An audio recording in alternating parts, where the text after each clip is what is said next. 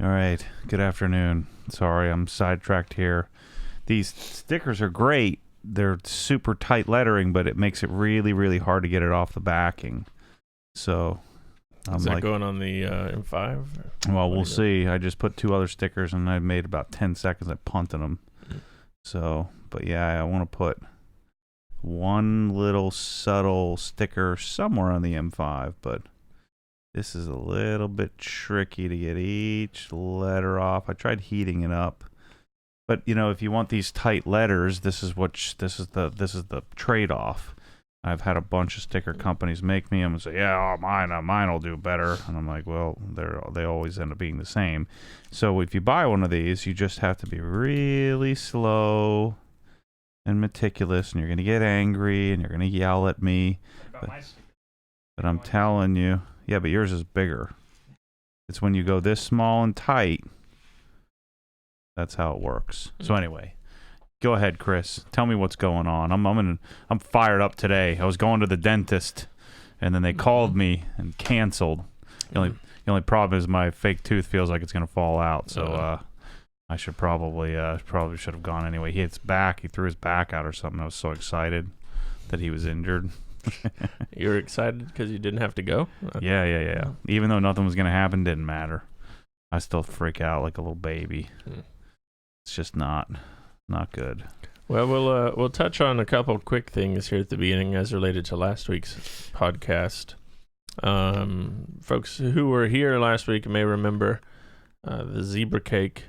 I don't know what you would call that. Superior eating skills. Yeah, zebra cake challenge. Were you impressed with my abilities without even breaking a sweat, or? I have to tell you, sadly, later that night I went back and watched again. Yeah. Because I checked out the timestamps because I wanted to see, okay, well, how long did it take them? Because it's not like you were rushing through them. You were just... If they weren't all gummed up, it would have taken a little less time. It would have taken me like 8 minutes or something. No. So you were eating them and still kind of talking. Yeah. But you weren't rushing. It's not like you were in sort of a contest. But it took, according to my calculations, 4 minutes and 50 seconds to get through 10 of them.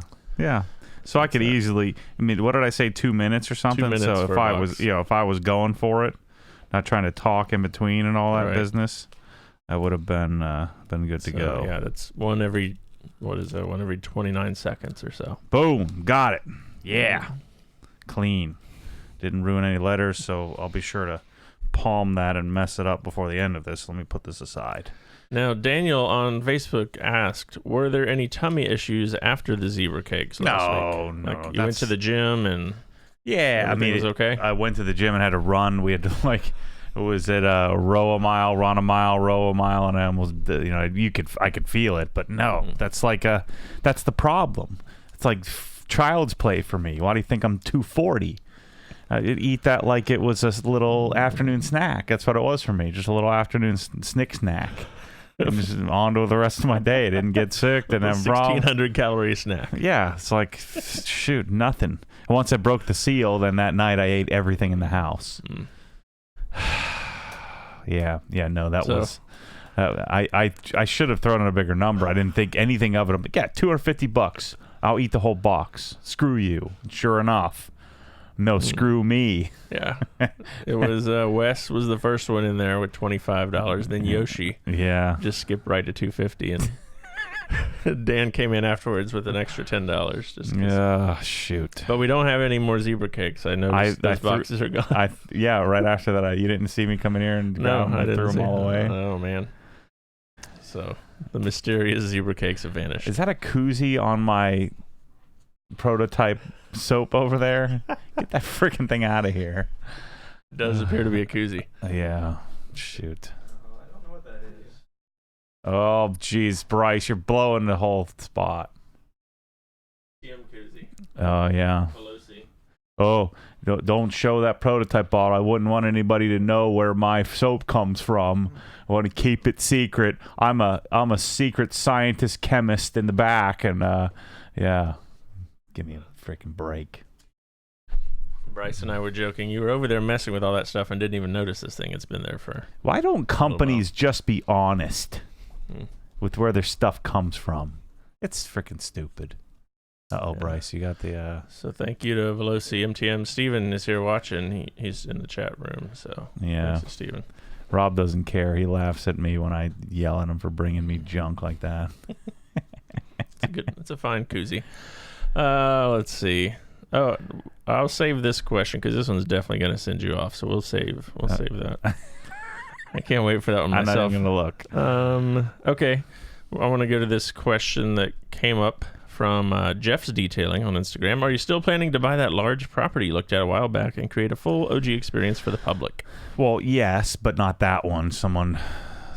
Actually, it's funny, like one of the douchey rivals from back in the financial advisory days, like these like super slick guys, the guy bought it cash, so he's clearly doing better than me. He just walked in and bought it. So he heard you were interested, and he's like, "I'll show that guy." Yeah. So I was never intending to buy that. It was more of an exercise to learn and figure out like what could something like this look like? What could it be? And so we'll hopefully we'll get there. But yeah, that's the plan. The master plan's on the wall over there. Usually when I put something on the wall, it happens. Let's see. This is a question that I brought up to Bryce earlier because we thought you would enjoy this one. And from Jonathan Edwards on Facebook, I'm being forced to accept that I'm not follically challenged. That's a good thing, I think. What is the OG solution for a hair clipper to buzz your head? I don't expect to see this offered in the OG store, but I'm sure that considerable research has gone into this subject. No, I really haven't. I just went to like a professional hair cutting place. And I said, which is the most expensive one you got?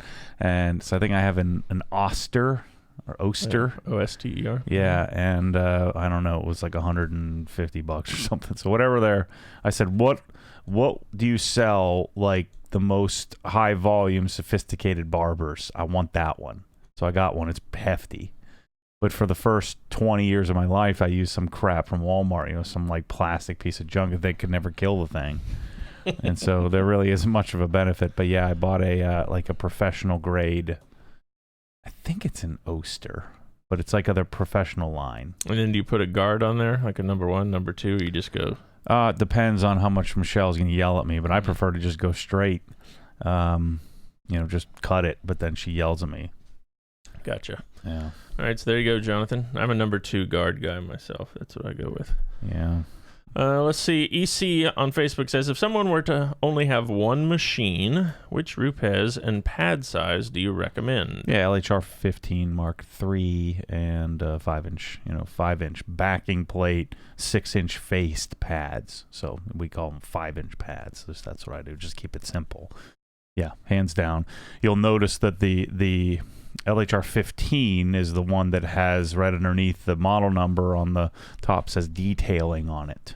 I don't know if the Mark III has that on it, but the Mark II certainly does. So it's the one, that they designed for detailing. Gotcha. Give me that freaking koozie. I'm going to punt that thing out the door. What is this doing here, by the way? I don't know, but it's a fancy lens. Yeah, that thing's heavy. Let's see. I got a question. Oh, good. Jonathan is clarifying in the chat. He is a typo. He is now follically challenged. Not okay. Follically challenged. There we go. I thought he was just rubbing it in to me, saying, "You loser." No, he'd made this switch that some comment on YouTube was like, "Yeah, ... You're fat ... Your bike will be more comfortable when you're not." I said, well, when I was 100 or 200 and riding, it hurt just as much. So you're wrong, douche. All right, James Clark wants to know. Got a question about Wash Bay version 2.0. Is there a timeline for the next update? I know this is somewhere on the 90,000 item project list. Sometime this winter. I want to let it cool down, and I'm going to build another room. So it's going to be pretty deep. Right now, the painters are repainting it just to clean it up for now. I probably should have just waited and had them repaint it, later on when I was ready. But I'm probably thinking February, maybe something like that. New cabinets, new lights, a new room to the side, a Mosmatic drying system, vacuum of some sort, like integrated vacuum cleaner. carpet pad holders for clip-ons for the poles, security. So I'll be doing cameras, motion sensitive cameras. What else am I going to be doing? Air compressor, power cord reels, air compressor hose reels, extra Air King fans, new car capsule showcase out there. I should just build the garage instead. So the wash bay is going to get an update. What won't be part of 2.0 will be a new concrete. That'll be 3.0 when I build the garage. So hopefully I come up with some cockamamie scheme to make me lots of money and come spring of next year so we can build a garage next summer maybe. All right, Travis P. wants to know, how does the DCT and the M5 compare to the other dual clutches that you've experienced, PDK, etc.? I don't really like it. I must not like it because I find myself just driving in D, in the normal automatic mode. It's just not, it's probably the best dual clutch outside of, Porsche and Ferrari. But it's just, I don't know. It's like I'm taking an automatic and pushing a button, whereas I feel like Porsche, like the PDK is a an automated manual. It just feels very different. So I don't know. I'm not a big fan, but I wouldn't want the M5 in a manual. It's just so big. It just doesn't. It would feel like it would feel weird to me. Let's see. This is from Mike, because in the past week or so we had a lot of bike content. So Mike Perishow on Facebook says, will there be more bike content? I like the bike fitting video. And then someone in the chat was asking if you're going to do a PPF / Yeah, I bought the Park Tool stand. I'd like to build into my cabinet array. I need to sit down and figure this out, but I'd like to do a full, Park Tool set. I have a cart filled in, the Park Tool website with what I would believe to be like a full set.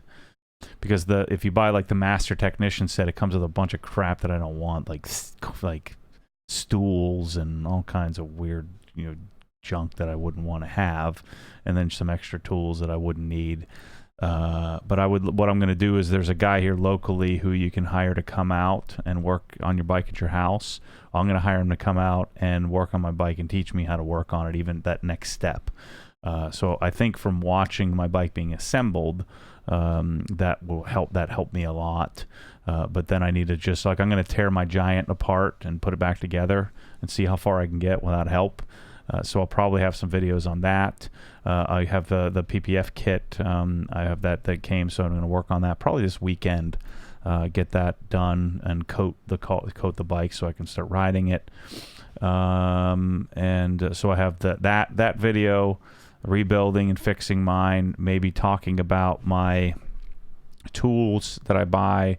And then who knows? We'll see how it fits into the wash bay. That's where I'll probably have the biking stuff.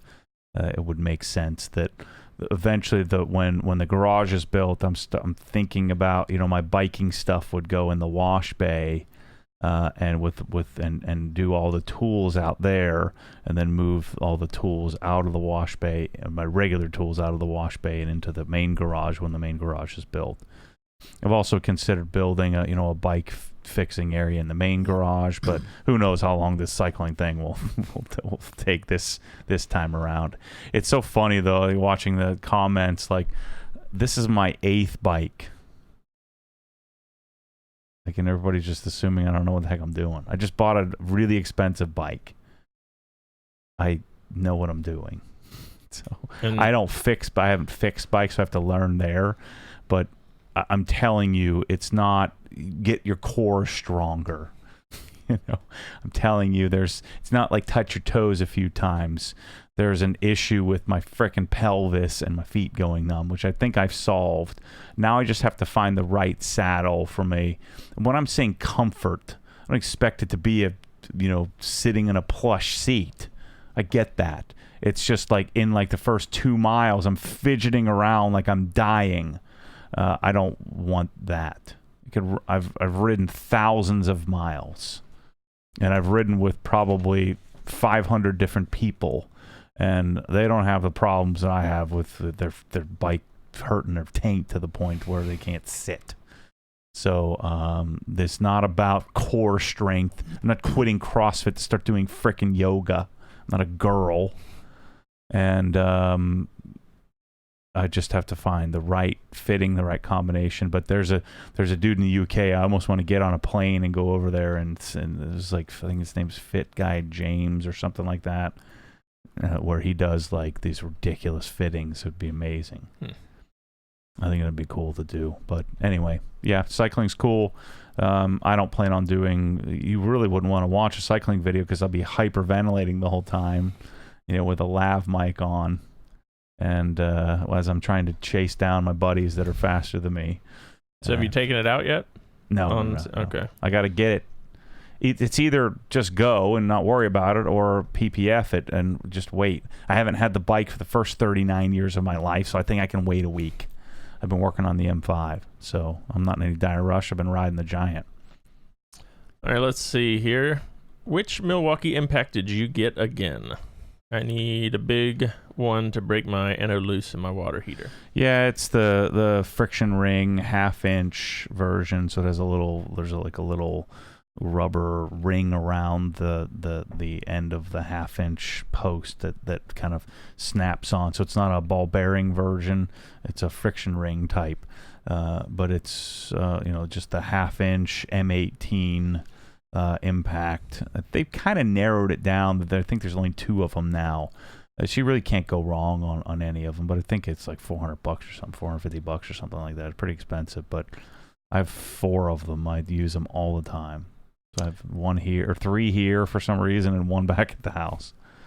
Leonard asked here in the chat, how can I reach someone to discuss a full detailing hardware, software package, etc., etc.? How do you ship product to Canada? So Leonard, just email Kyle, Kyle, at obsessedgarage.com, and he'll help you out with that. Yeah, I decided, and it'll probably stay this way for as long as humanly possible, if not forever, to not do a phone number, so we don't have weird old dudes calling us just yapping it up all day. So we're going to make it difficult for you to get on the phone, because I've already answered all the questions. If you're worth it, yeah, I mean, if we can usually tell whether it makes sense to have a phone call or not. I'm not trying to be lazy on you. I just don't want to waste time and energy on the wrong people. So we'll spend infinite amounts of time and energy on the right people.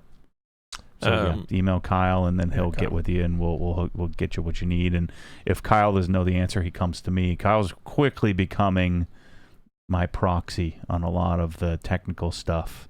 And then Kyle has my dad to go to about assembly and things like that. So we're really building a good system where I can stay focused on the learning more products to provide more stuff, but still make sure that people are by proxy getting me. And then Kyle can come get me on the phone. He does all the time if there's something above what he hasn't figured out yet. Guy asked here in the chat, when visiting OGHQ, do patrons just walk in unannounced and walk past your staff into the garage? What's your process for visitors? Yeah, come on in. I appreciate when I don't have to frickin' babysit you. We just come, just pull up a seat and just chill, And come on in, and someone will greet you, and we'll show you around and all of that. But then after you've been shown around and got what you need, I have absolutely no problems with just, make yourself at home. Start digging through the drawers, grab some tools, figure out what you might want in the future, and then come, grab the, Craftsman stool that's around here somewhere, one of those stupid U-line step stools, and come sit down or come hold the other end of the exhaust that I'm working on. That's what I like, is people to just give the ability to just come in and be a part of it, and make yourself at home. Yeah, guys, sometimes people email if they want to know if Matt is going to be around. He may be out of town, so they'll ask specific dates and stuff like that, or what the hours are. But yeah, come on in, bring donuts. That's good. That helps. Do not bring donuts. That does not help. Let's see here. I want to go to Indie Skull on Instagram, who asks, could you ever see yourself owning an X5M or something similar in the SUV market? I'm gonna have to admit something here that I've been railing against for a really long time. I've always said, why do I frickin' want a car on stilts? Why not just get a sedan? Well, Now I know the M5 sedan is useless. Like, the back seat is completely useless. My 8-year-old can't even frickin' fit back there. So now an X3 is stupid. Buy a frickin' 3 Series. But an X5 does have a little bit more useful room. So yeah, I think I'll skip right to likely a Range Rover. I just don't think I want to deal with all the bull crap that Range Rovers have. And I don't want to be driving to the dealer all the time, so that's why an X5 and the X7. The X7 would be cool, but the darn grills are so freaking ugly. Bronco would be kind of cool. Get you a white Bronco. OJ. OJ. Well, we got money rolling in here like crazy. What's going on? All right, Keep it coming. Dallas continues his streak here. You remember he was here a couple weeks ago. Yeah. He got this Turo. They're sticking it to him. I saw. So yeah, Guy asked earlier about visiting Dallas, and Ashley came and visited. They sat in on the podcast. That was cool. Yeah. So Dallas said, no super chats yet. Weak viewers. And then MLK letters. MNZR said, you call that a super chat? And then he added 50 pounds. Oh, that's like $1,000. And then another Canadian. The Canadians are representing strong here I like this. The Canadians and the Europeans. These are the nice people in the world. Daniel Lett chimed in with $10 Canadian. So that's good. Nice. Sweet. Yeah, I need the monies so I just bought some carbon ceramics. I got freaking screwed. And then Dallas O has another one. He says his luring is complete. His work is complete. Yeah. So no zebra cakes today though. So yeah. What do you want to talk about next? I got lots to yell about today. All right, we'll get to that in a minute. I have one other important question here from Tallest Chase, who he's also come and visited here before. Chase was down here. Can you give us any more details on the upcoming VinWiki / Ed Bolian garage build? Yeah, we're kind of waiting on Sonic to get approval from them to do, cabinets. They're a small new company, and for them to make an investment and they have the most expensive component that they have to kind of donate to build the garage. But what we'll be doing, so Ed's garage is a double deep 2-car with like a little kind of breezeway in between and a single car.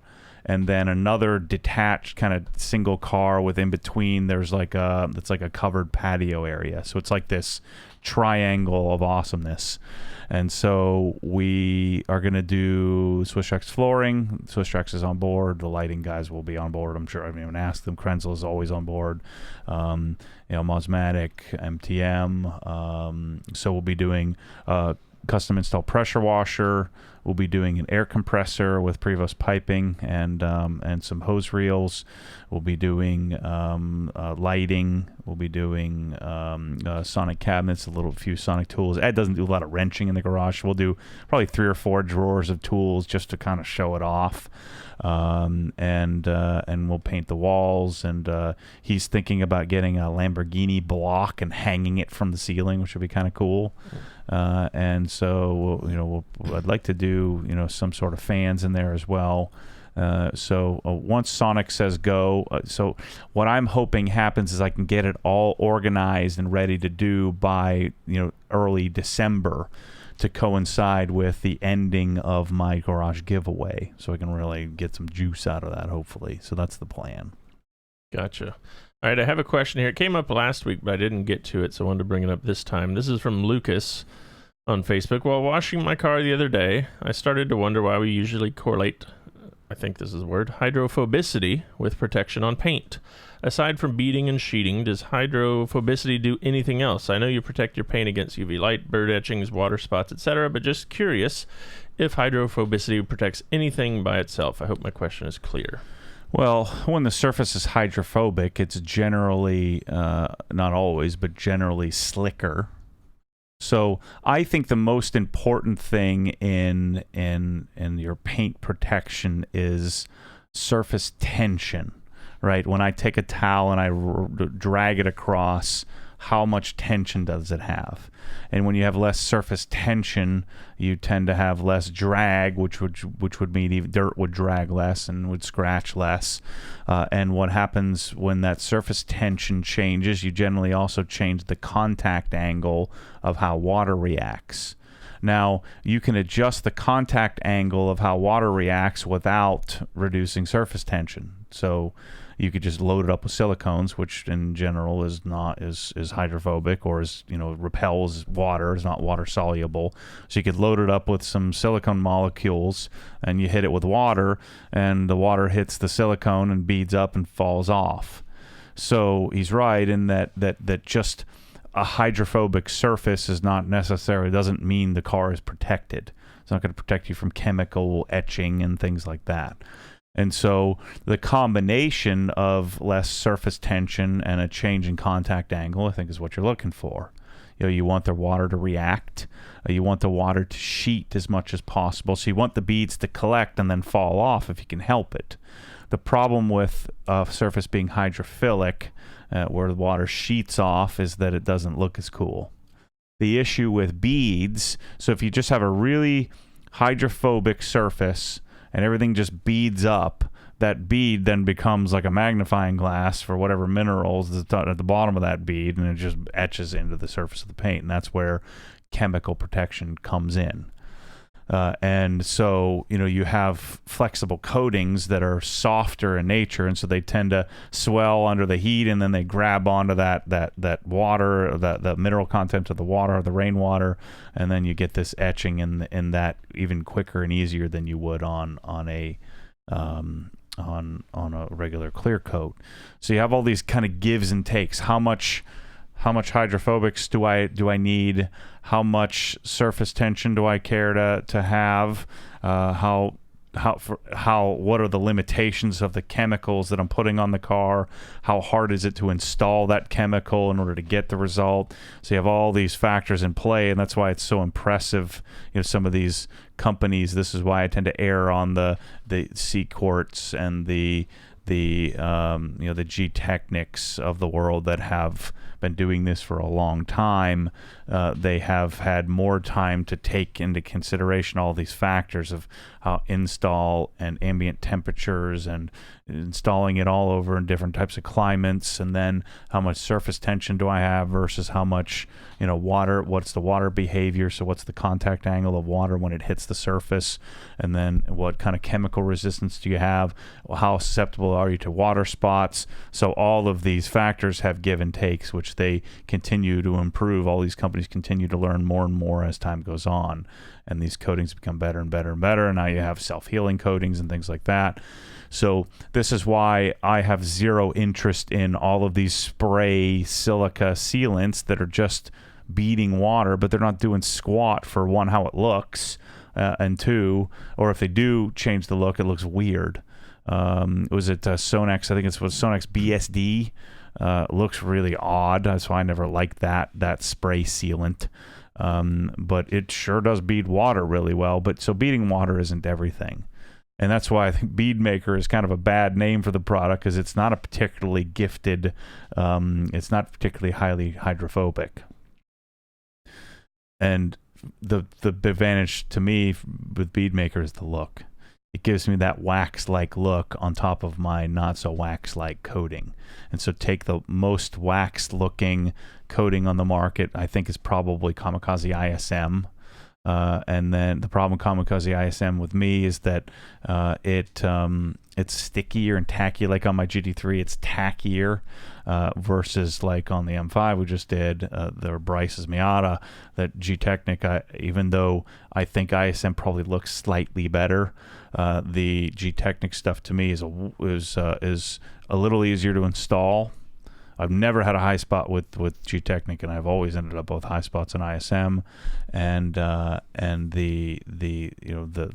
ease of install and then that slickness you get from it is just amazing. So it depends on what you're looking for too. It depends on where you live and what your environment's like. So that's a really long answer to a pretty short question. All right, Jonathan here in the chat has a good comment with all the Canadian love coming through in the chat money there. Chris, the Canadians are trying to buy your love. There's not enough Canadian money out there. If only that money was coming to you. All right. And a couple folks here in chat have asked about this, and Bryce kind of addressed it, and I may have a better answer. When is the 32-ounce version of BrakeBuster going to be restocked? I don't know. Bob's been traveling around all over the place. We're waiting on the the labels. It was at the end of August, we were told it'd be at least 3 weeks, and then so we checked in 3 weeks later, and it's still kind of up in the air. So we want that badly. We just don't have it yet. So as soon as we get it in, we'll put it up. Let's see.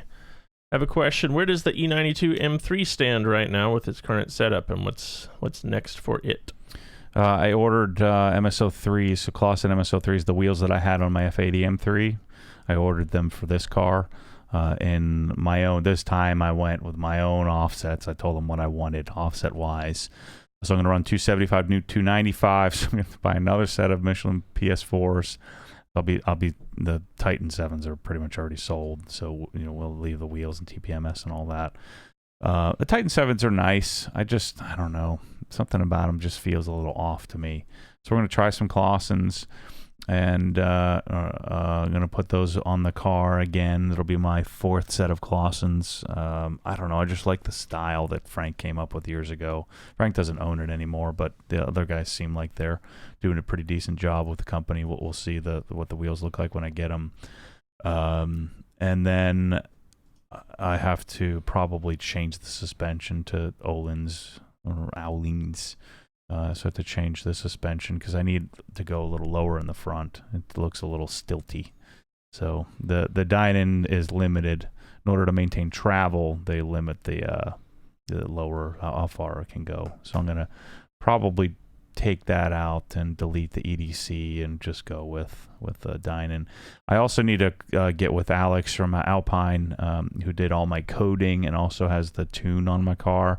I'm gonna get with him to change that you can change the servo or the servo control, the steering wheel, how stiff it is. So when I go in MDM mode, it's really stiff, too stiff. So I'm gonna get him to change that a little bit, and then I've got to strip the thing down and deal with the water spots, and then paint the trunk. And yeah, so apparently I got a lot, and then I want to do a stereo too in that. I think you might have addressed this, but I'll bring it up since we're on that subject. What's your thought process on choosing Öhlins versus KW V3 and other comparable coilovers? I haven't committed to either from my M2 competition, also considering the full Dynon suspension. KW, I've never, I don't dislike KW. KW makes a great product. This is just my gut telling me that KW is doing less work than other companies are, on the product. They've gotten so good at just 3D scanning, looking at the engineering diagrams from the OE suspension, putting some springs in it, and there you go. Wham, bam, boom. There's just no way that they could be out testing each car. I'm sure they choose some cars to do some sophisticated testing on, but you end up with just a generic spring rate and a generic shock with generic travel and a generic install. Whereas with Dynon, I know they've taken the car out on road courses, on the road, and done sophisticated testing to size, make sure travel and all of that. Now, Dynon's going to make sacrifices for streetability, and that tends to appeal to me. So I have a more aggressive street car, which is up my alley. And so I don't know. I just get the sense that the Öhlins stuff is a little bit more sophisticated, a little bit less, and I may be wrong. I don't know. This is what my gut's telling me. That Bilstein and Öhlins are going to be a little bit more sophisticated when it comes to development of product than KW, as far as hands-on. I'm sure that the production of KWs are more sophisticated, but I'm guessing that the hands-on part of the design and what size shocks and what size dampers to choose, I just get a feeling that something like Öhlins is going to be more up my alley. George here in the chat likes the way the wheel offset looks on the M5. How do you know how much of an offset to use? I usually go off of forum stuff, so I'm searching for what others have done. You could measure it, I just don't know how. So I usually go off of what others have done, and so I'm in my endless search of the bottom of the internet. I usually find stuff, and then a lot of times I get it wrong, so I have to try again. But yeah, a 12 10 millimeter offset is just kind of the standard to do on the M5. Once I lower the front end a little bit, the rear is probably a fine height, but I lower the front a little bit, and we have a nice flush looking setup. Of course, there's always people who say no, a sports car should have spacers on it. I've never had a problem with spacers. If you get good ones. Actually, let me rephrase that. I've never had a problem with quality spacers. I mean, you're bolting it on there. So, I mean, now if I'm buying expensive wheels, I don't want to put spacers on top of it. I can help it. But if I want that OE type look on this car, I mean, I don't have a choice. They don't make a different offset. This is what you get. And so you have to modify it. All right, Dallas chimed in with some input here about that. KW actually owns one of the few hydraulic shaker rigs in the industry. Most companies do not take the investment to purchase these units at huge cost. Interesting. I want to go to a question from Nicholas on Facebook. I guess he saw a picture of you and Tovarisch.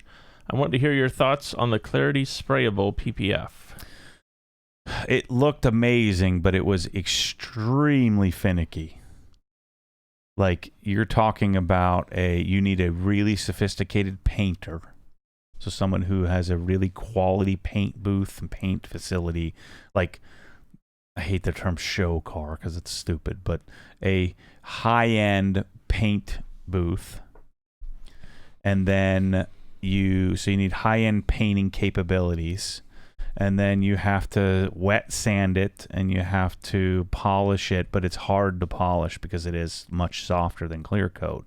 But I was able to get it looking amazing. It just took me 2.5 hours to do like a 2 foot by 2 foot area, which would have sped up as I figured it out. But I mean, tons of nano and tons of like adjusting pressure and adding supplemental wetting agent and just trying to figure out what would work to get it to work. But it looked amazing.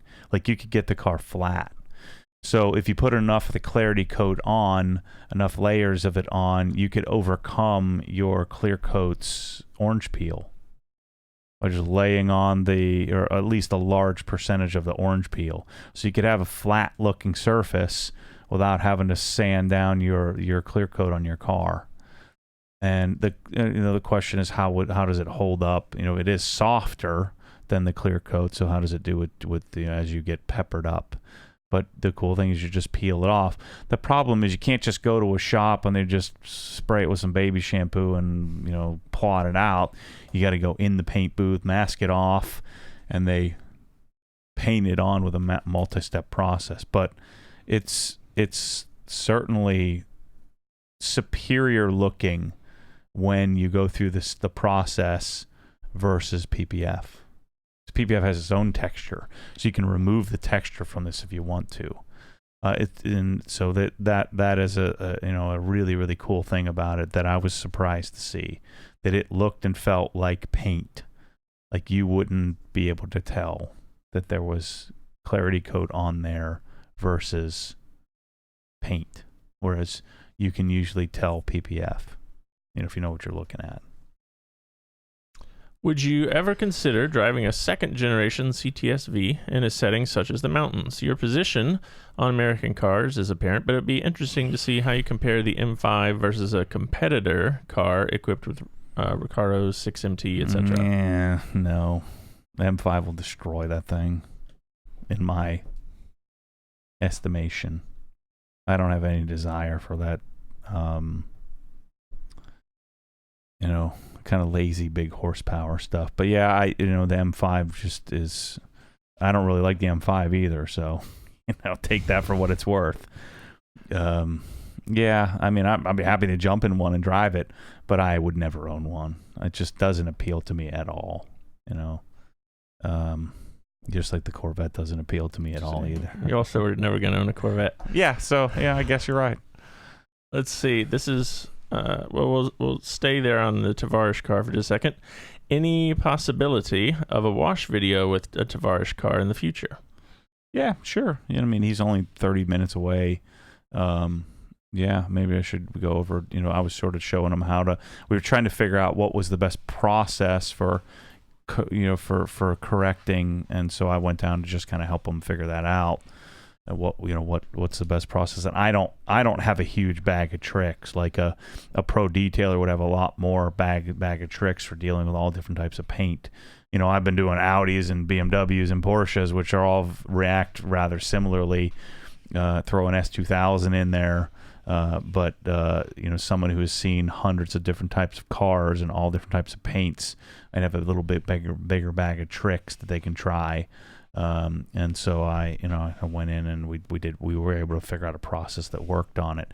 It was just odd, other than my S2000, there's never had a car where I had to figure out a process other than let me try a couple of polishes and a couple of, a little bit more or less product, a little bit more or less pressure, maybe wool instead of microfiber. Other than that, I haven't had to do something that finicky before.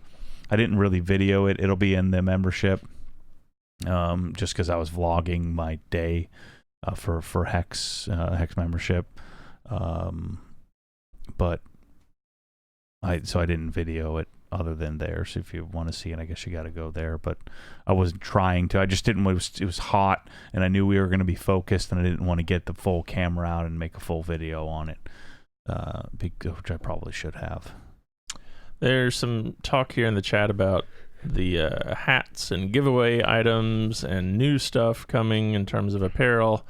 Your mom actually wanted me to mention that now we've shipped every single giveaway order except those that are waiting on our last. We have, I think, 21 orders that have to go out because of hats, and the hats are on the way. And then you'll appreciate this, I think, Matt. Jeff Johnson says, I feel like if Matt flexed, we would have an OG spec tank top right now. No, I got plenty of room. Strip those sleeves off. I can't help it. It's too much meat. Yeah. Let's see. Lane wants to know, I know you've gone back and forth on supercharging the M3 as a fellow owner. What system were you considering? It'd be either ESS or Harup. I'd probably do the Harup just because of the positive displacement. It's rather sophisticated. I think that one sounds the best. So that's probably what I would do. It's still not out of the question if I do that or not. I just enjoying the car so much with that. I'll tell you, that Evolve intake is just awesome. It sounds so good. It'd be hard pressed to get rid of that, even though the car is pretty slow in comparison. I never get in it and say, man, this thing's too slow. Because it's more fun to like let it rip, just to beat on it a little bit more and rev it out. Which, if I'm 550 wheel horsepower, I'm not going to be able to do as much. There's some more chat here about supercharging back and forth. Any advantage to washing a car with hot water? I hook my hose up to the tankless water heater in my garage all the time and find it's easier to break up the grime. I don't think so. I mean,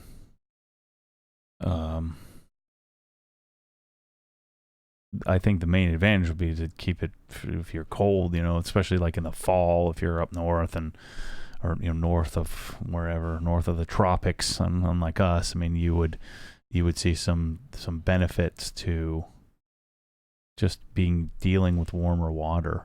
Yeah, I mean, I guess warmer water would clean a little bit better, but I don't find the need for it.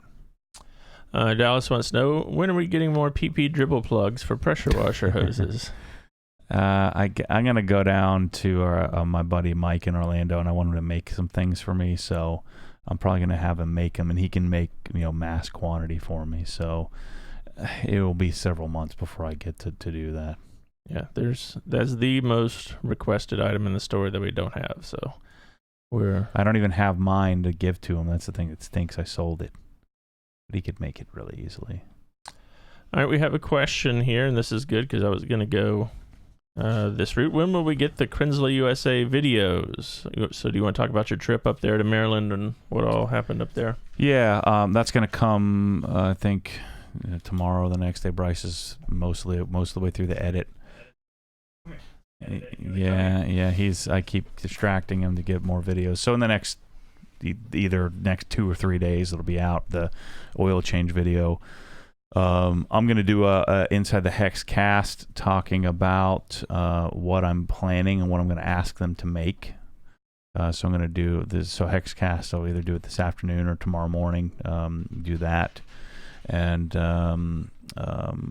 just went up, and it was really cool to be able to sit with Josh, who's been working on these machines for 13 years and really, really understands them. And we basically just took apart a slightly used 1122 from start to finish. And I was able to do my thing, which is to like power shop. Like I made them open up brand new boxes of a KW 700, which is that huge one you saw in the picture with the big monster truck wheels on it. The 599 TSDG, the 399, the 499, which are what they call the Quadros. They're 4-wheel design, which is really, I think, going to be good for us to have. If I can get them to make it the way I want them to have it, and then to get to see the new, the KWS 1200, which is the 3-phase machine, see that in action at 5 gallons a minute. We don't need 5 gallons a minute. I think 3 gallons a minute in a perfect situation, 3.5 gallons a minute is what we want. That's what the KWS 700 does.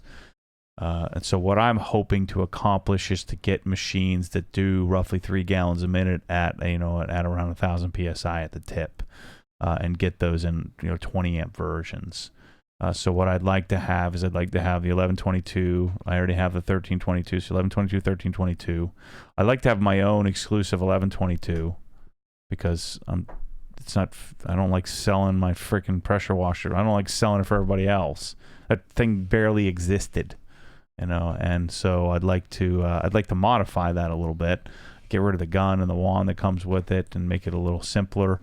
Hopefully, reduce the cost slightly, maybe increase the volume a little bit, but keep it 15 amp capable, and then create OG spec packages where it comes with gun, wand, inlet hose, foam cannon, all prepackaged. I will have the Krenzel foam cannon. She'll be here shortly. I want to try that thing out. It looks interesting. I don't know how well it's going to work, but we're going to try that. And so inside the Hex, I'll really dig into what I'm planning, what I'm asking for. And then if it ever comes to fruition, then we'll have videos on those, for the public site in the future. All right, you mentioned in one of your videos, this is from Remy on Facebook, that you had to sell your motorcycle. Mm-hmm. What's the story of Matt getting into and out of motorcycles? Did you like it? What bike did you have? Why didn't you get back into it, etc.? So I was 23, 24 at the time. I bought it was 2007. So I guess 26, 27? No, I wasn't that old.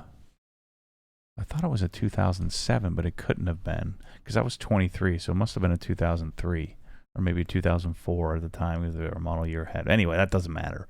So it was a YZF R6, Yamaha YZF R6 I bought, and I went to the Harley Davidson, where you go and you get your motorcycle license. License.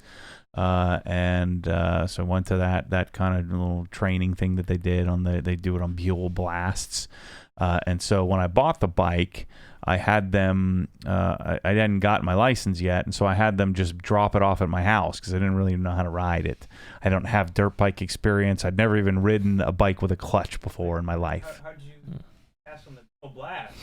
How did that work? I would probably have had more fun on a Buell Blast than I would on the YZF R6. Yeah, those are like, what, 300 Yeah, so I got the R6 and, liked looking at it. I bought a Yoshimura full titanium header exhaust, whatever that cost. And so I had the bike all set up just like I normally do, before I even, drove it. I wasn't really I waxed it, but that was about it.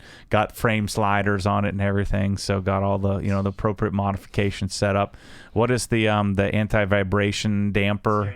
Yeah, got a steering damper all set up, and I finally went out, was putting around like 30 miles an hour out like in the back roads this is before Winter Garden had really even taken off. So in West Orlando, the back roads up 535 and all that, just kind of putting around, and so that was back when I used to follow break-in procedures like religiously.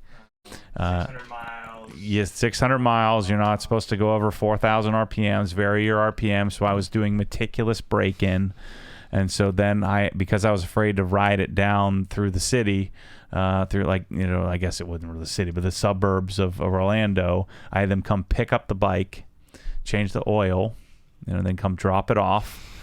And then it was a Tuesday afternoon because I was off Tuesdays. I worked weekends because I was at Sound Advice, Sound Home Theater.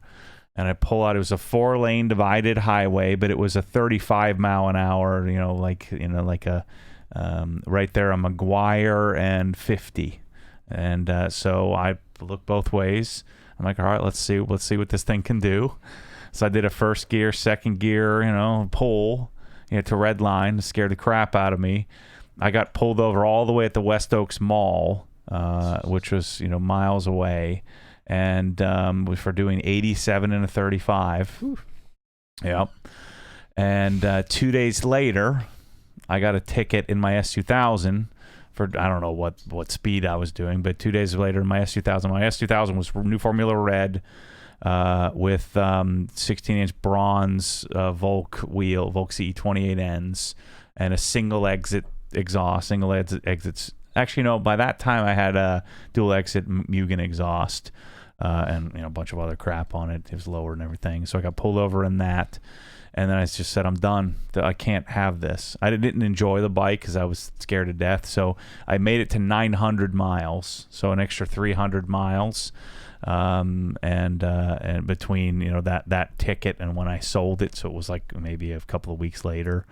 And so I sold the bikes, parted out my car, and sold everything. And it was a good move, even though I think I bought the bike for what were those, $9? Yeah, so I think it was like $9, and I sold it for $7. With 900 miles on it. Broken in meticulously.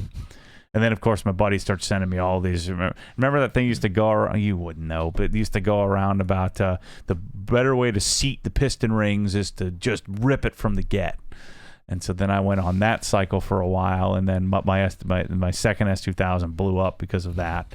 And so now I'm more of just drive it like you drive it kind of mentality. Otherwise, you'd buy a 911 and it'd take you 2 years to get through the break-in period, which is stupid. So that was my short stint at owning a motorcycle. I have not even unlike cycling where I keep coming back to it, I have zero desire. I have almost as little desire to own a motorcycle as I do a boat. It's pretty low on the list. Yeah, I just have no desire. Doesn't even occur to me. I don't give two craps about it. Don't look at them. Aren't interested in them. Don't want anything to do with them. Just don't care. Sure you can. How was the motorcycle seat on the Taint? Was it good? Oh yeah, it was great. See, we just solved your problem. So sweaty, so sweaty riding around on the thing because you're full gear on and it's 100 degrees. That was a bunch of stupid stuff in Florida. Like you can't take it anywhere because they just pick them up, throw them in the back of a car, and steal them. Did you have like a jacket you wore? Oh yeah, full everything, full. Yeah, did you get leather or did you? No, I didn't. I got the mesh. Like an easy, like full suit. No, not a full suit, but I had, I had the jacket and the whatever bell, sweet looking blue painted bell helmet, and the tinted visor, and I was working on figuring out different ways to anti-fog and all this stuff, and I had Icon gloves and the whole deal, man. I was shopping for boots and the whole thing. So I was getting the whole kit put together. Well, just like many times I got the whole kit done, and by the time I got it done, I was like, now what? Now I got to ride this thing? I don't want to die. I don't want to freaking die. Yeah, it looks so cool. We'd start it up in the garage, rev it up. My buddy Charles, he'd use it to just ride down to his brother's house. And I was always hoping he secretly would crash it so I can give it to him and get rid of it. Let's see. Kinsey's Garage says, hey, is the AR630 TSS in stock at OG, or is that shipped from AR?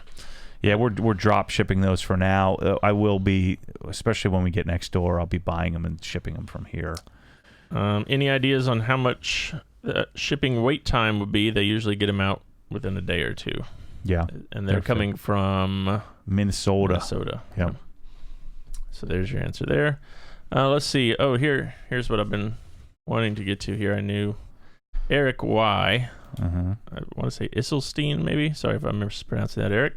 He said, can we please request a rant on the Facebook posts that get deleted? I saw Matt chime in on some of those, and I was getting a laugh out of that. So I know that came up, and it comes up, it seems like it comes in cycles where someone gets something deleted, and then my favorite is when they post, hey, why was it deleted? And well, now that's going to get deleted. It's like So there's a certain type of person. We'll just call them the type D for douchebag. So the D type of people have zero self-awareness. And they're used to getting their way because they just kind of bully their way through life, just pushing everything around and getting whatever they want. They ask for discounts, the political system's out to get me. My boss is the reason why I'm not better. Just everything sucks for them. It's just never good. But what they don't know is they're just freaking lazy, right? And so in the Facebook group, what happens a lot of times, you know how much I hate lazy. And so either don't do it or freaking put some effort into it, for gosh sakes. So I can be lazy like the best of them. So I'm on or off. There's an on switch and an off switch. Most of the time it's on.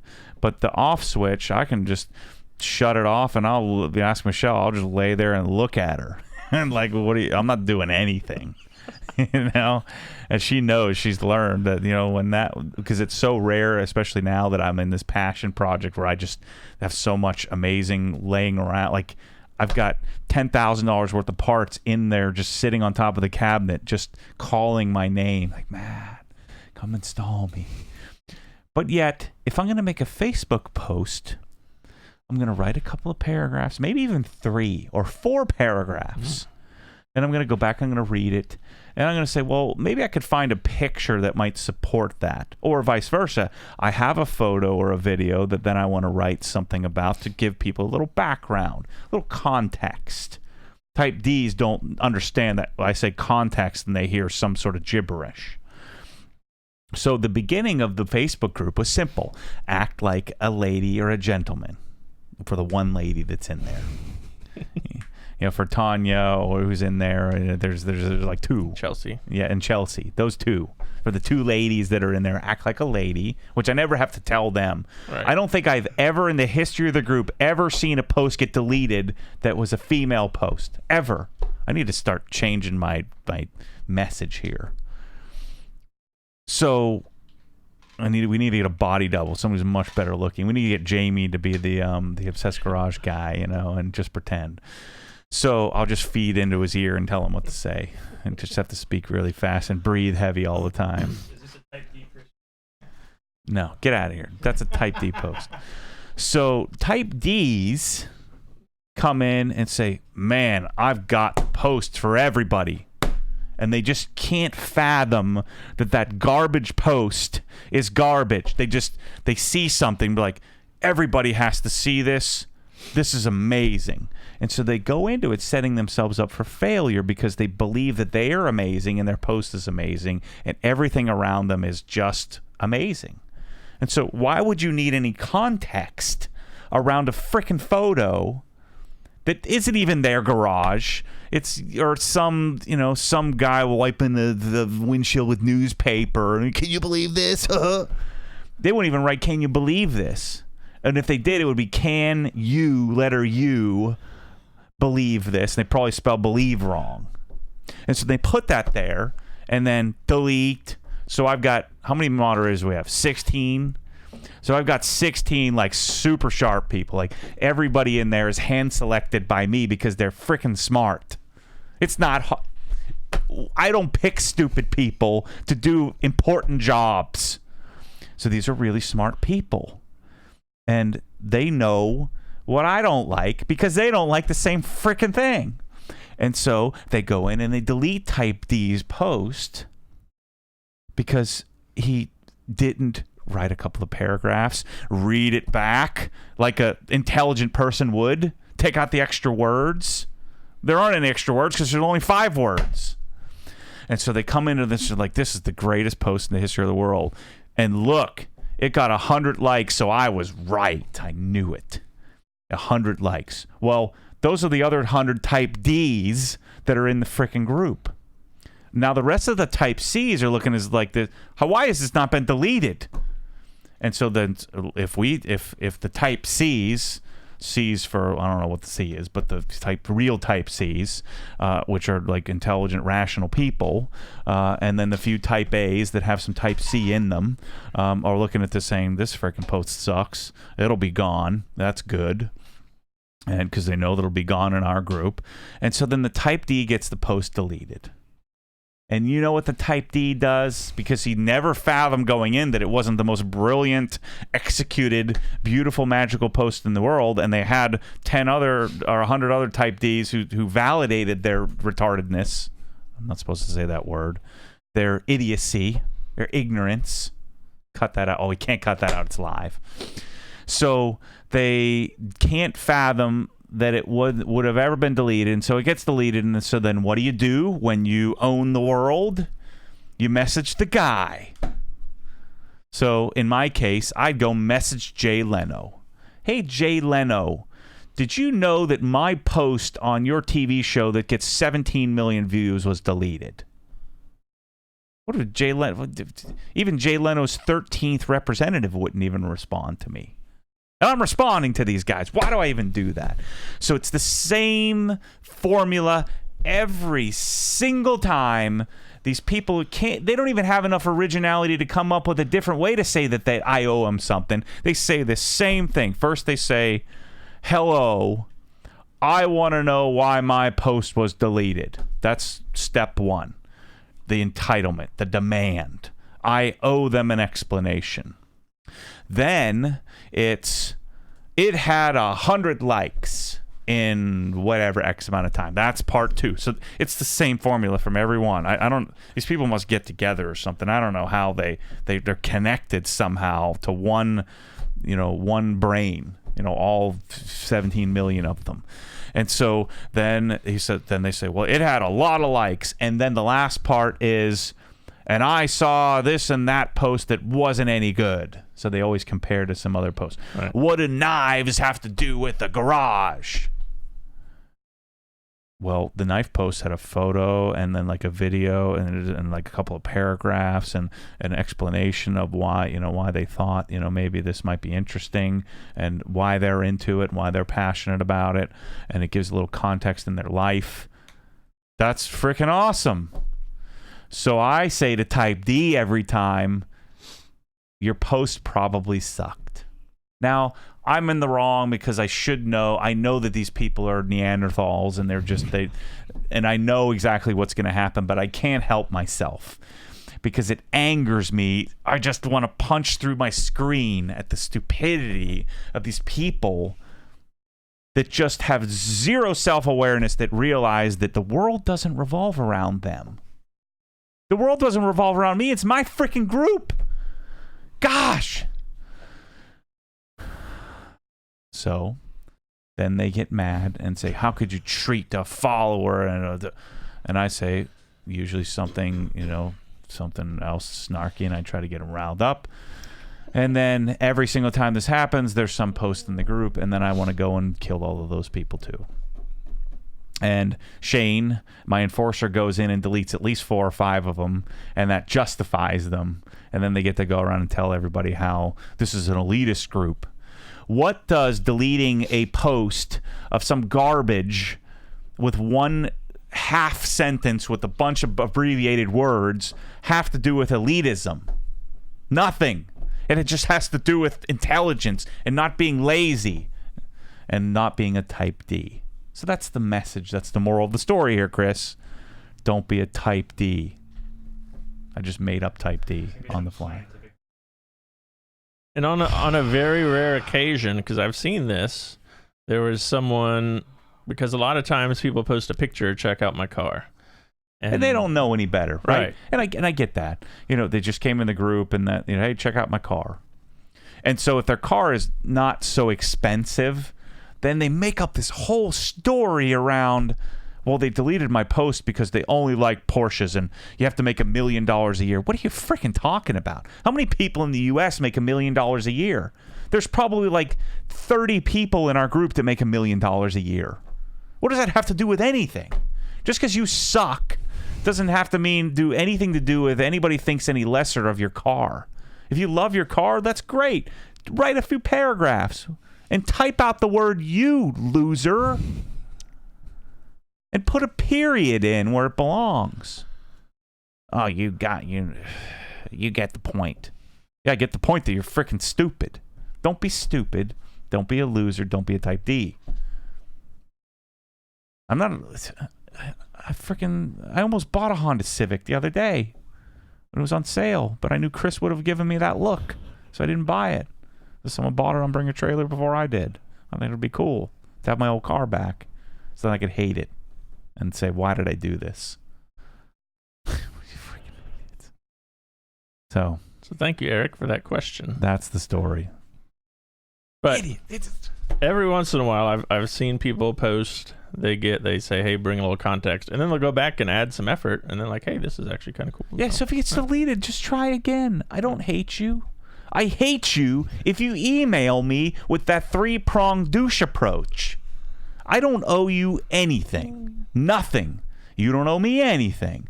We're just in a group, and we're just sharing some information. You buy a pressure washer, I don't owe you anything. You don't owe me anything.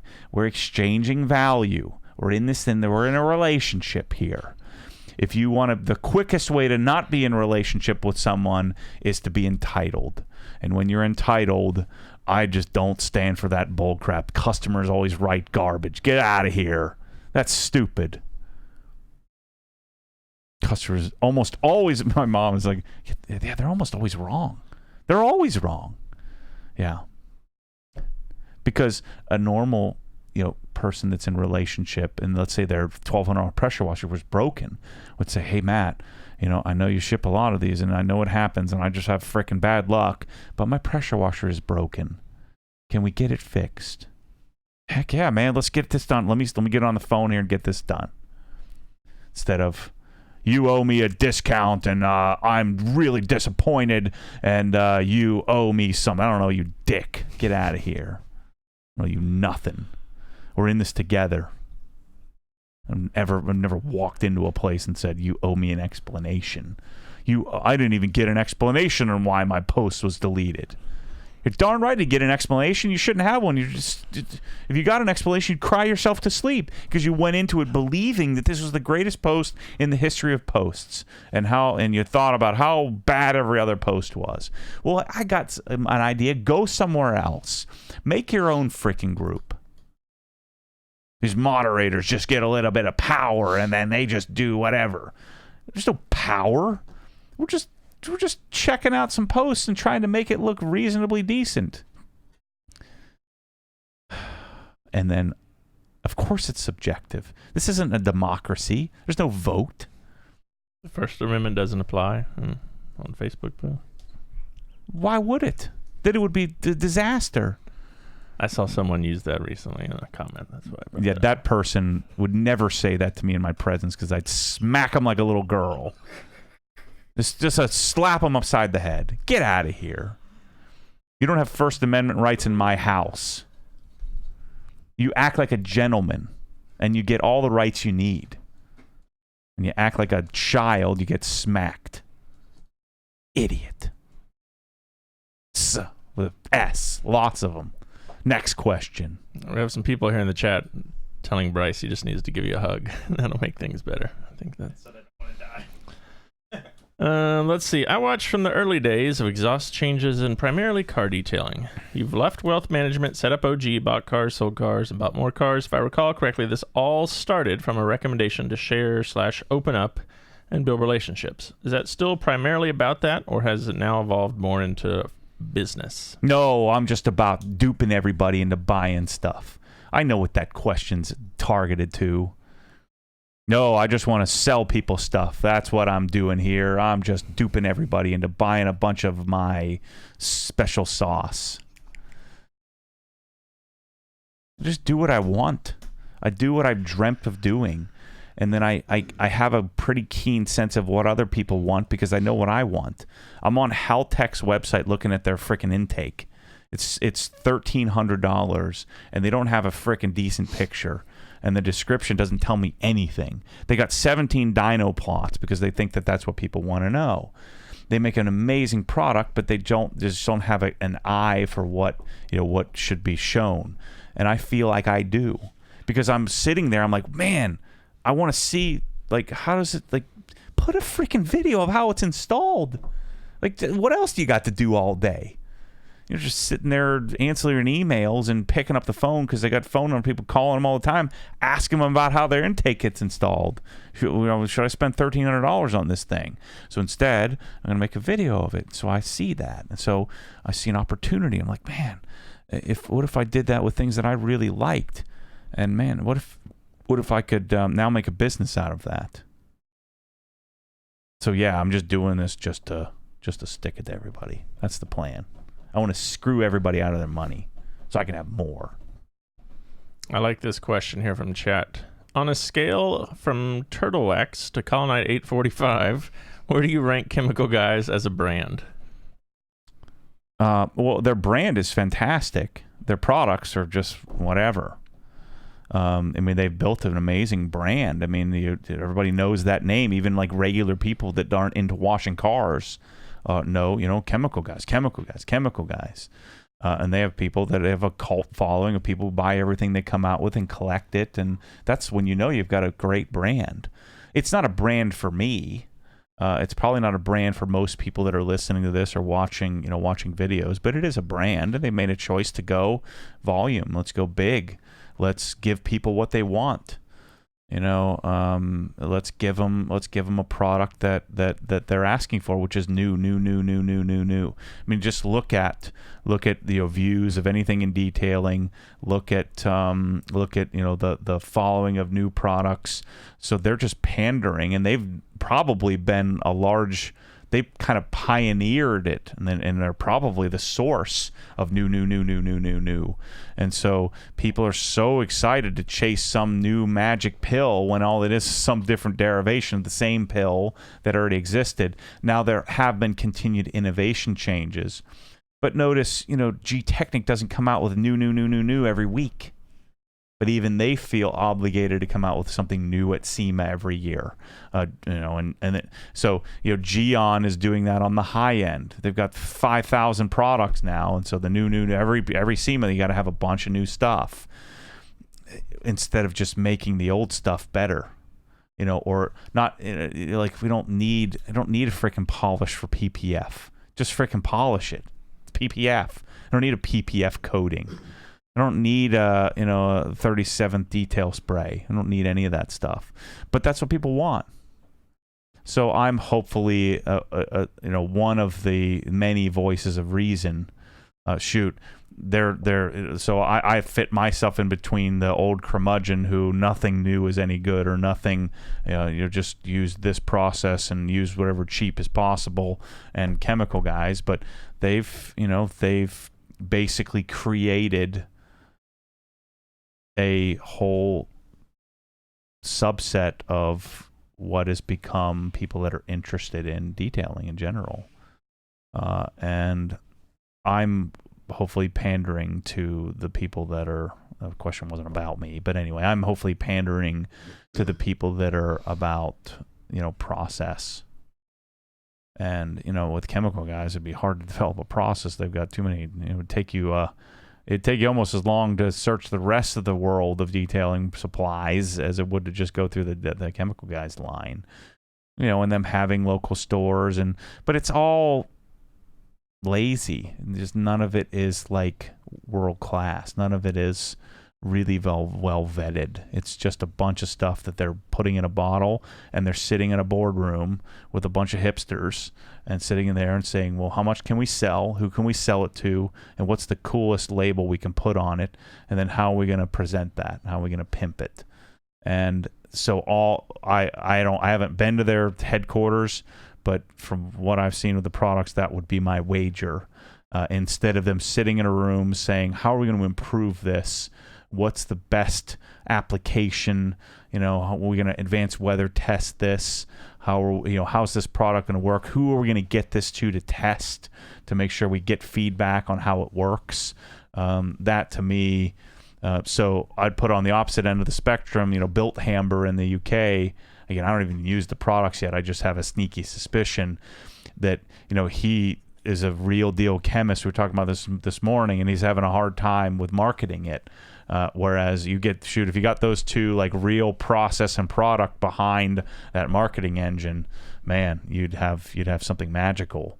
So I'm hoping to be able to identify brands like that and be some of the reasonable marketing engine, that kind of happy medium behind it. But yeah, Chemical Guy's products pretty much suck.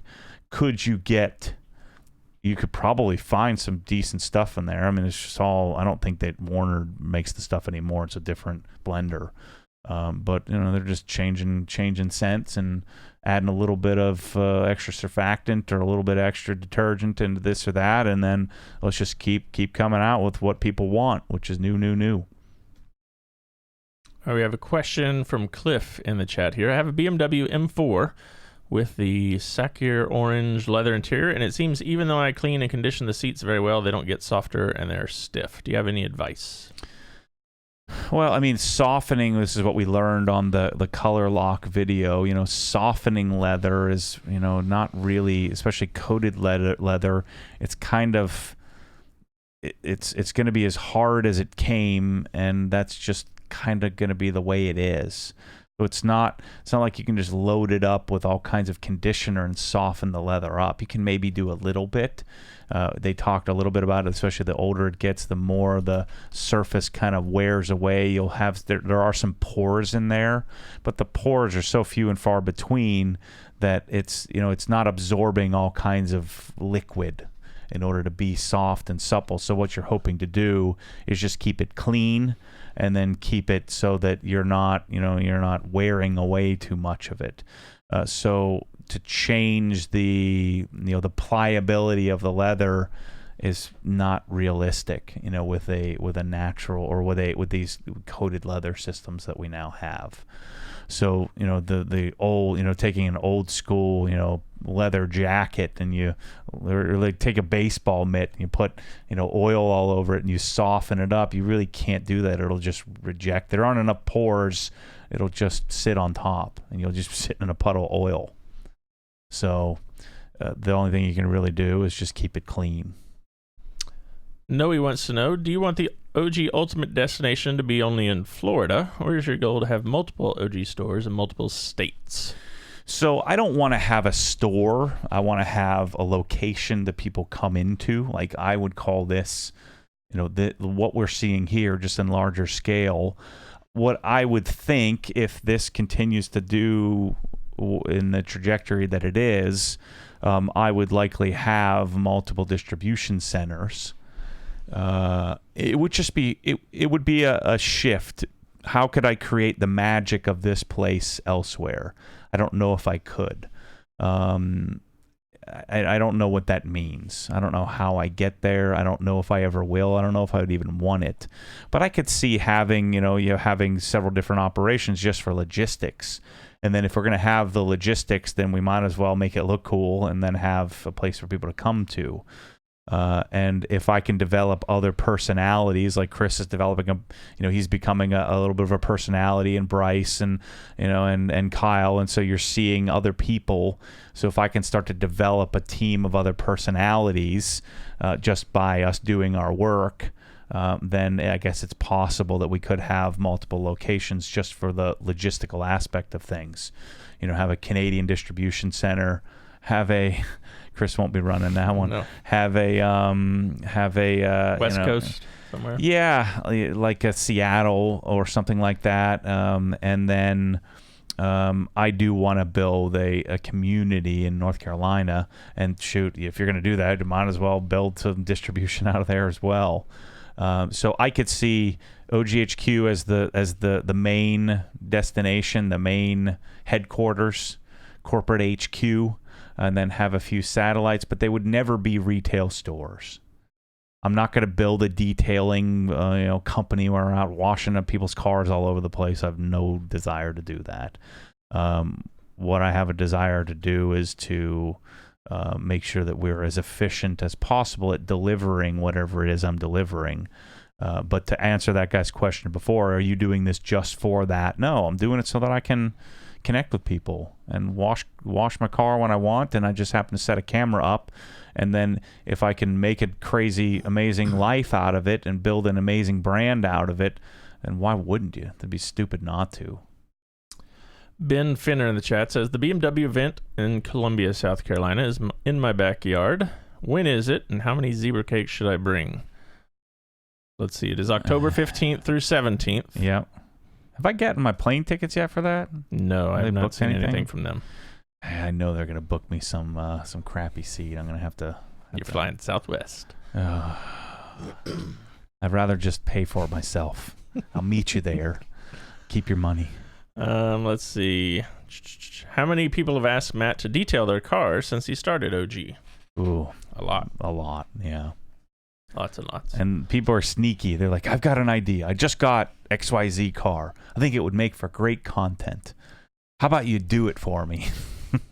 I know their heart's in the right place. And I can't even get my own cars done. And it's just I could, like, if I wanted to, I could just put my head down, and you know me, I just stay there all day every day and sleep for a few hours and wake up and do it again and shut everything else out in life. I try not to do that anymore. I just kind of take it in stride. So that's been a big shift for me, is the ability to just do it as I feel like doing it, which is more often than most people would feel like doing it, and then eventually gets done, but it gets done in weeks rather than in hours like it used to. So people are constantly asking me to detail their car. I don't like detailing all that much to do that. Just keep in mind, detailing has become kind of the gate to this thing. But detailing is just one aspect of the entire garage experience for me. It just so happens that you can go a lot narrower. Detailing is the most robust topic of the things that go in my garage. Epiphany Detailing has a good question here for you. With all the training you have done, is there any one in particular that you feel you got the most from? Yeah, let's see. Let's kind of round them out. So Optimum's training was great because it showed me another side of more production-based. Like, Ivan sort of takes the tact of get the job done kind of tact. Why do we need 37 soaps and detail sprays when you can have one product that does everything? And then, things like that kind of blew my mind. Like, a service they provided was a wash and clay, or a clay and wax service. And I think it was like he charges like $200 or $250. And what they do is they use Optimum spray wax with a clay towel, and they accomplish both at the same time. So they're claying, decontaminating the car, and waxing it at the same time. Just things like that that I wouldn't ever accept. Bryce wouldn't accept, but that'd be right up your alley. You just say, I get my new two new for the car. price of one. Yeah. It's like shampoo and conditioner in the same. So that was great for that. Esoteric was a great training. I wish I'd gone to like an esoteric training years ago. Esoteric was a great confirmation training for me, in that I was on the right path. Jess Car was just coming out. I had a bottle of Jess Car. I'd really liked it, but I was still using FG400, and Todd was starting to use Jess Car in the shop, and so it was kind of confirmation that I'm on the right path here. And then he fixed some of the things like my pad flatness and things like that, which really made a big change in my ability. Like I came to the conclusion shortly after going to that training of that I just couldn't connect, that I was using my right hand scooping too much. Just hold the polisher and guide it. You're just kind of steering it with the right hand. And so doing a lot of like edge type stuff there at Esoteric. So, I mean, Esoteric was my favorite training from a confirmation perspective, and a training that I would send anybody to today, to go there and spend a time. I just like that process is very similar to my process. So I went in and got a lot of confirmation of the same kind of skill set. Being obviously training with the Rupes guys and the Jason Rose was really, really powerful. It was even really cool to go to the Auto Geek training, much less expensive, to spend some time with Mike Phillips to kind of hear his process. It's very Auto Geek product focused, but it was just cool to experience it with other people.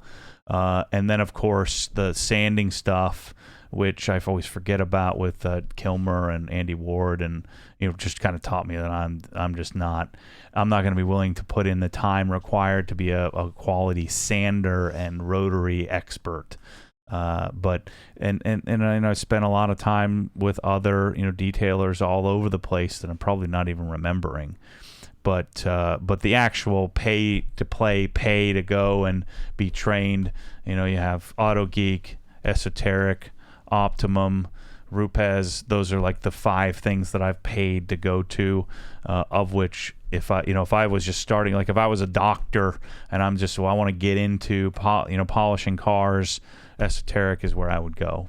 That's where I would go to train and learn about it. If like the Rupes things that I did was really cool from be in their realm and their facility and then pick up a few things. Whereas Esoteric has sort of a bunch of different products and things like that, and you get to experience a lot of other products that I hadn't used a lot of as well. Like they were using a lot of Gion and Kamikaze, and I hadn't experienced those products, so it got me access to try some of those things that I hadn't tried before outside of some of the others. And the same thing with Optimum. Every place I go to, you get to try new things, and so the Auto Geek especially, because they had everything, and so this combination of me buying crap, going to trainings, meeting other detailers, talking process, spending time with Larry Kosilla, learning, talking to him, I've spent time with Kevin Brown, I've spent time with Jason Rose, I've spent time with Rennie Doyle, spent time at P&S's facility, I've been to Adams, spent time with Adam, I spent time with Jeremy from Shine Supply, Todd Cooperrider and the guys at Esoteric, Dan Roth from Esoteric, and gotten to know, different processes. And I like to think that I'm teachable, but not impressionable. And so I go into something and I take it for what I get out of it, and not, because you'd have a tendency, because all of these guys are strong personalities. They all have very strong beliefs and systems and processes, and which do you adopt? I don't adopt any of them. I adopt all of them, and choose what fits for me. All right, Geo from Facebook has a question here. There was a Krenzel post here recently about an overseas 10122 TSS outperforming the 1322 TSS and doing so at a lower price. Is it possible to utilize a 240V outlet in the garage, like from a dryer or other large appliance, to run the T122 TS here in the US? No, all you need to do is just run a 599 TSTG, or they actually have one called a PMU. But the problem is all the ones in the US are configured to higher pressure, lower flow. So he's speaking exactly what I'm asking. Can we put it on a dedicated 20 amp circuit with a 20 amp plug, reconfigure the wobble, and I'll be showing you what that means, why a Krenzel pump is better than an AR pump, or why it's better than a Comet pump, or better than a pretty much any pump. and how it's configured. It's a radial axial type pump rather than a camshaft driven pump like the AR630.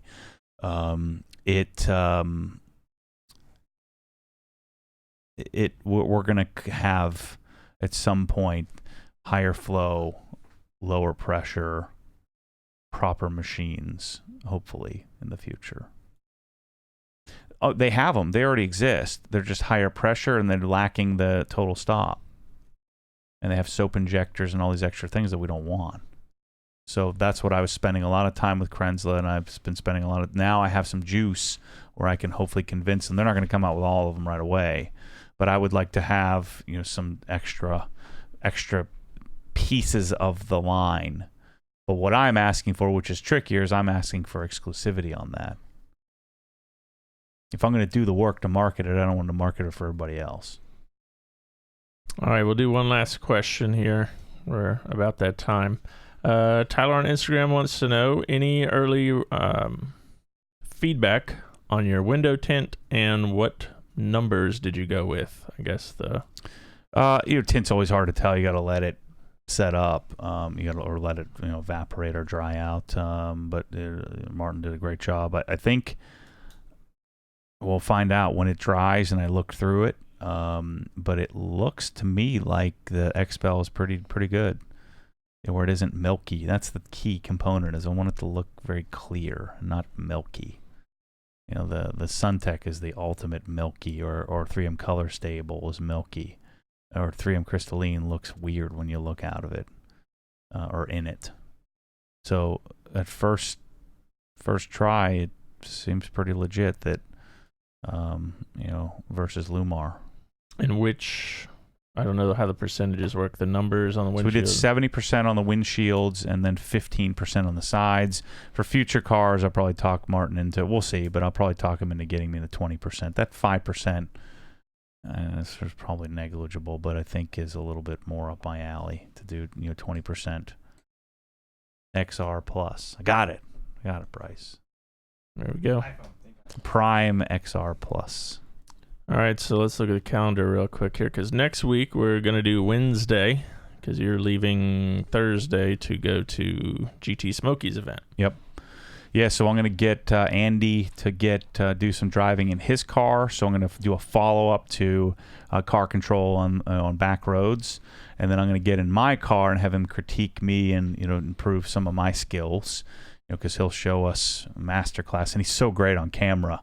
And he's so great at explaining things. So we'll get him to show us in his car. He has a .2 RS. And since the last time we were there, we had a .1 ultraviolet RS. Now he's a .2 RS. And we're staying right on the Cherahalla, so we'll be able to walk right out the front door. And so we'll do that. And those will be the main videos. I'm going to do him driving his car, a follow-up me driving my car, and then I'll probably just do some me driving my car like an idiot, in the mountains, and people can yell at me and tell me to go take it to the track, take it on track. So, which I'm not doing. So I'll ship the car up there, and then I come back for a week, and that's when I'm going to BMW CCA 50th anniversary with Shell. So how freaking cool is this going to be if I get to go to Shell headquarters and make videos digging into why and how it's made and why Shell gas. And then they become the title sponsor, and then I get BMW as a sponsor, and then Porsche, and then I've made it. There we go. It'll be the Porsche BMW Obsessed Garage headquarters. Sponsored by Shell. There you go. Gotta put that at the end. Yeah. So that's how I think I'm able to do sponsorship in the future without coming off like a tool and losing credibility, is if big dogs like BMW or Shell come in and become a sponsor, whatever that means, of me, of the brand, and we partner together on that. I think people would look at that as more of a graduation rather than me reading live reads of a Dollar Shave Club or being paid by chemical guys to talk about their next spray-on coating. Bull crap. Yeah. Give up sprayable coatings, people. Just coat it. And it doesn't matter what you put on it. End of story. Go. So that concludes this week's Toyota Camry Dialed In podcast recording. We're all done here. Brought to you by.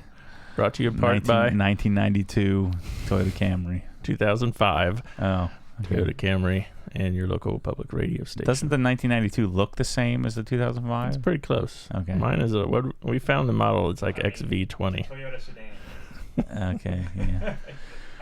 All right, people. You got a little bit of everything out of me here today. I'm sure I've angered some of the world, and a little bit of ranting, a little bit of happy, a little bit of sad, a little bit of hungry.